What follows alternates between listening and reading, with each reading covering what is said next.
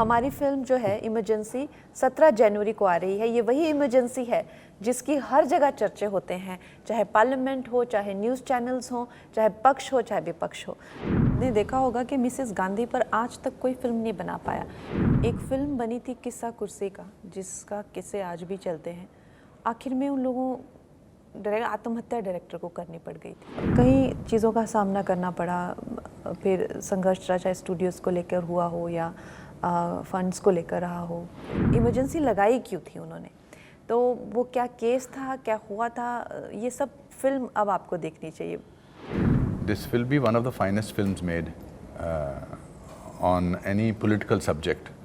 आज आप इंदिरा गांधी को देखते हैं पर्दे पर, मतलब शी एज इंदिरा गांधी, वो हमें लगता है अरे ये तो कर दिया, but it's not that easy.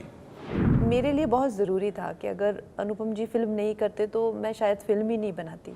George Fernandes and all की तो हड्डियां भी तोड़ दी थी, तो और उन्होंने सारी उम्र वो सहा है फिर जो उनकी हालत। और जयप्रकाश नारायण की भी अगर असमय मृत्यु हुई तो वो भी जेल में अत्यधिक टॉर्चर होने से हुई थी। बहुत संघर्ष रहा। जैसा आपने देखा होगा कि मिसेस गांधी पर आज तक कोई फिल्म नहीं बना पाया। एक इंस्पायर्ड बोलना, नाम कुछ रख देना या इस तरह से तो बने हैं कुछ कुछ किस्सों पर, लेकिन एक इंटायरिटी पे अगर आप देखें तो कोई मिसेस गांधी पे फिल्म नहीं बना पाया। एक फिल्म बनी थी किस्सा कुर्सी का, जिसका किस्से आज भी चलते हैं। आखिर में उन लोगों आत्महत्या डायरेक्टर को करनी पड़ गई थी। इस तरह का जो है वो माहौल उनके लिए कर दिया गया था। तो आज के दौर में भी एक तो सबसे पहले तो हिम्मत ही हमें तब आई क्योंकि अब जो है इस दौर में freedom of expression is there. और चाहे ठीक है, हमें ये फिल्म न जाने कितने समूहों को दिखानी पड़ी। ये फिल्म की हर चीज़, चाहे वो अगर आप देखें डॉक्यूमेंटेड हिस्ट्रीज़ हो, प्रमाण देना हो, कहाँ से है क्या सोर्स देना हो, वो हमने एक एक चीज़ पे हमारी फिल्म की स्क्रूटनी हुई है, एक एक चीज़ पे। उसको पार करते हुए, उसको लांघते हुए आज हम यहाँ पर आए हैं। तो we have lot of faith in our constitution, country और सेंसर बोर्ड, जिन्होंने आज हमें अलाउ किया है। And we are very happy and very eager to show the film to the world. Kanha ji, जब आप एज ए डायरेक्टर इस फिल्म को कर रहे हो, एज ए प्रोड्यूसर भी कर रहे हो, बहुत सारा पैसा लगता है। कोई फिल्म बनाना कोई खाने का काम तो है नहीं, ऐसा नहीं। और आपको ये सब अंदाज़ा था कि इस तरह की तकलीफ़ें हमको फेस करनी पड़ेगी या नहीं? मुझे इस बात का अंदाज़ा बिल्कुल नहीं था कि मुझे इमरजेंसी बनाते वक्त इतनी ज़्यादा, क्योंकि मेरी फिल्म्स जो हैं अगर आप देखें इससे पहले उसी बजट में मैंने बनाई है। एक बड़ी कंफर्टेबली जो है वो मेरी फिल्म उस बजट में बन जाती थी। और हमेशा मेरे प्रोड्यूसर्स रिलेटिवली न्यू हुए हैं। ऐसा तो नहीं कि मैंने कभी किसी स्टूडियो के साथ काम किया हो या तो मुझे लगा मैं कर लूँगी, थोड़ी मुशक्क़त होगी लेकिन बन जाएगी। लेकिन कई चीज़ों का सामना करना पड़ा, फिर संघर्ष रहा, चाहे स्टूडियोज़ को लेकर हुआ हो या फंड्स को लेकर रहा हो। तो इस तरह के कई, और सबसे बड़ी बात कि ये चीज़ को लेकर सबको हमेशा से कॉन्फिडेंस नहीं था कि ये फिल्म बना तो दें लेकिन क्या कभी रिलीज़ हो पाएगी क्या नहीं। और ये भी था कि अब 24 इलेक्शंस तक ये बना पाएगी कि नहीं, फिर इलेक्शन के बाद क्या होता है क्या नहीं। तो ये इस करके ना ज़्यादा मुझे दिक्कतें आई। जो विरोधी स्वर उठते हैं उनका एक्सप्लेनेशन, अब तो सरकार भी ऐसा नहीं कि सरकार के विरोध से कोई फिल्म बना रहे हो या सरकार के पक्ष में कोई फिल्म बना रहे हो, आपका कोई एजेंडा ऐसा नहीं है। आप तो एक रियल कहानी दिखा रहे हो। आपकी फिल्म में एक ट्रेलर में हमने देखा डायलॉग है, राष्ट्रपति जी उसका विरोध कर रहे हैं। तो राष्ट्रपति जी को भी चैलेंज किया था ये रिसर्च टीम ने, रियल। हाँ बिल्कुल मतलब वो एक इंसान की जिद थी, इमरजेंसी एक प्रधानमंत्री की जिद थी या पर्सनल एक एजेंडा था, क्या था थोड़ा सा जो ट्रेलर में दिख रहा मैं फिल्म एक्सप्लोर उस ये सब चीज़ें तो आप, मुझे लगता है फिल्म के लिए छोड़ देनी चाहिए आपको फिल्म देखनी चाहिए। तभी इंटायरिटी में अब बोलने का मतलब है नहीं। मैंने एक्चुअली ये फिल्म इसलिए बनाई है क्योंकि बहुत ज़्यादा इस बात को लेकर चर्चाएं होती हैं, हमारे पार्लियामेंट में भी होती है, बाकी सोशल मीडिया पे भी होती है कि वाकई में हुआ क्या था। और बहुत सारी चीज़ें जो है वो बोलने भी नहीं दी जाती हैं कि एक्चुअली में माजरा क्या है। उस पर भी बहुत कि इमरजेंसी लगाई क्यों थी उन्होंने, तो वो क्या केस था, क्या हुआ था, ये सब फिल्म अब आपको देखनी चाहिए। खैर साहब, आपसे भी मैं पूछना चाहूँगा, आप इसमें फिल्म में जयप्रकाश नारायण की भूमिका में हैं। कितना पढ़ा आपने जेपी को इस फिल्म को करने से पहले, या क्या? मैं तो उस दौर से हूँ जिस दौर में मैं नेशनल स्कूल ऑफ ड्रामा में था, जब 1975 में इमरजेंसी लगी थी। बाकी मुझे खुद ज़्यादा रिसर्च करने की ज़रूरत नहीं पड़ी, क्योंकि कंगना ने सब कुछ करके आई थी, सबका होमवर्क खुद ही करके आई थी। अभी आप इससे पहले हम इमरजेंसी के बारे में बात कर रहे थे। आई थिंक अब टाइम आ गया है इस फिल्म की सिनेमैटिक ब्रिलियंस के बारे में बात करना चाहिए। हर फिल्म जो फिल्म मेकर बनाता है वो ऑब्वियसली रिसर्च करते हैं। This will be one of the finest films made on any political subject cinematically. जब हम JFK की बात करते हैं जिस इंटरनेशनल सिनेमा में, अब इस फिल्म को हमको कंट्रोवर्सी से कि कैसे बनी, क्या हुआ, अब हम इसको इससे ऊपर वाले प्लेटफॉर्म पे ले जाना चाहिए कि now watch the film how a girl in this case from, ये इतना एफर्टलेस काम करती हैं कि इसके पीछे कितनी मेहनत करती हैं उसका अंदाज़ा नहीं करवाती हैं। इट इज़, आज आप इंदिरा गांधी को देखते हैं पर्दे पर, मतलब शी एज इंदिरा गांधी, वो हमें लगता है अरे ये तो कर दिया, but it's not that easy. इसमें इंटरनल अप्रोच जो की है, एक्सटर्नल अप्रोच जो की है, पूरी फिल्म को डायरेक्ट करना, एक्ट करना, I think she is one of the finest directors that I have worked with. Thank you so much. He's been so kind always, and I must say that you know,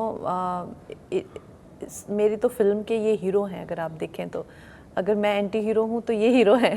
तो मेरे लिए बहुत ज़रूरी था कि अगर अनुपम जी film नहीं करते तो मैं शायद फिल्म ही नहीं बनाती, क्योंकि to have his personality on screen and इनका जो फेस है, इनके फेस पे जो एक ऑनेस्टी है, जो ईमानदारी है, आप भी खुद समझेंगे कि अगर इस वक्त पे अगर ये नहीं तो कौन जयप्रकाश नारायण जी बन सकते हैं।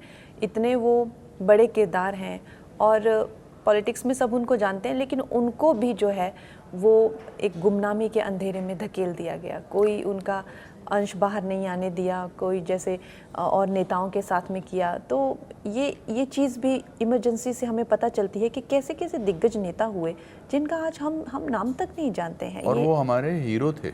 मैं तो स्टूडेंट था, ड्रामा स्कूल का स्टूडेंट था, हालांकि he became the new hero of the youth of that time, who represented honesty, a certain amount of class, a certain amount of जद्दोजहद को कैसे उन्होंने वो रिप्रेजेंट किया है।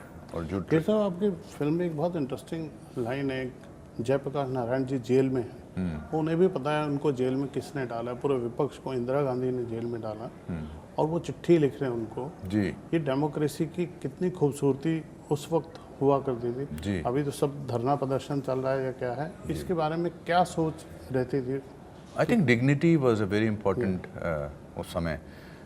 जिस डिग्निटी से जयप्रकाश नारायण जी ने इसको पूरे मुद्दे को उठाया था, या आई थिंक वो उनकी खुद की क्लास बताती थी। और आपको पता है ये वाकई में ये हमारे पास डॉक्यूमेंटेड लेटर है जयप्रकाश नारायण का, हमारे पास क्या, आपको अवेलेबल मिल जाएगा। उन्होंने इतना खूबसूरत लेटर प्रधानमंत्री जी को लिखा था। हम तो खैर वो इतने 8-9 पन्ने का नहीं बता सकते हैं, उन्होंने 8-9 पन्ने, उस टाइम पे वो बहुत लिखते थे ना, लेटर्स बहुत एक दूसरे को लिखते थे, लेकिन वो 8-9 पन्ने का लेटर पढ़ेंगे आप तो आपको इतनी हैरानी होगी कि इतने गंभीर जो स्थिति है, जो कि इनका ऐसा रिमांड हो रहा था उस टाइम पे। आप सोच सकते हैं कि जॉर्ज फर्नांडिस एंड ऑल की तो हड्डियां भी तोड़ दी थी, और उन्होंने सारी उम्र वो सहा है फिर जो उनकी हालत। और जयप्रकाश नारायण की भी अगर असमय मृत्यु हुई तो वो भी जेल में अत्यधिक टॉर्चर होने से हुई थी। तो उस वक्त पे इतना उनमें एक, आप समझिए कितना एक प्रधानमंत्री को लेकर और कॉन्स्टिट्यूशन को लेकर उनकी एक वो आप भावना समझिए। उन्होंने कितना सुंदर लेटर उनको लिखा है। शायद उन शब्दों को हम पूरा अगर आप तो आपकी आंखों में भी आंसू आ जाएगा कि उनको इतने अच्छे से समझा रहे हैं हर चीज़, और कहीं भी कोई भी कड़वाहट फिर भी नहीं आपको। तो इस तरह के वो महान व्यक्तित्व थे। आपकी लुक्स की भी बहुत तारीफ हो रही है, इतना अच्छा मेकअप, इतना अच्छा, आपने आवाज़ पे भी बहुत काम किया है। किसको इसका श्रेय देना चाहेंगे? क्या हमारे जो प्रोस्थेटिक आर्टिस्ट हैं डेविड, वो he is the right now the best in the world. उन्होंने डार्केस्ट आवर में उनको ऑस्कर अवार्ड्स मिला, गैरी ओल्डमैन की ट्रांसफॉर्मेशन जो चर्चिल में की।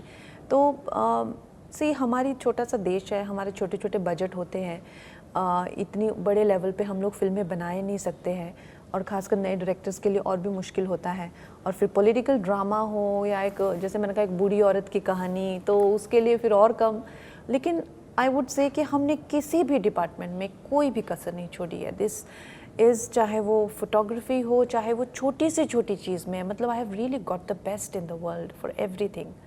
चलिए, जो आपके फैंस ने इतना इंतज़ार किया, आप खुद बता दीजिए कब आ रही है फिल्म अभी फाइनली, और क्यों देखने जाएं? हमारी फिल्म जो है इमरजेंसी 17 जनवरी को आ रही है। ये वही इमरजेंसी है जिसकी हर जगह चर्चे होते हैं, चाहे पार्लियामेंट हो, चाहे न्यूज़ चैनल्स हो, चाहे पक्ष हो, चाहे विपक्ष हो।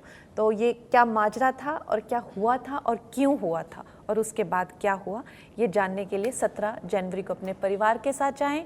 और 26 जनवरी के ही पहले का वीकेंड है, तो देश प्रेम की भावना को से भी आप ओतप्रोत हो जाएंगे जब ये फिल्म देखेंगे। खैर साहब, आप भी धन्यवाद। नहीं, मेरे हिसाब से ये ऐतिहासिक रूप से तो बहुत इम्पोर्टेंट फिल्म है ही, लेकिन सिनेमैटिक पॉइंट ऑफ व्यू से भी ये बहुत इम्पोर्टेंट फिल्म है। इन्होंने इससे पहले जितनी भी फिल्में की हैं, इनका काम हमेशा अच्छा रहा है।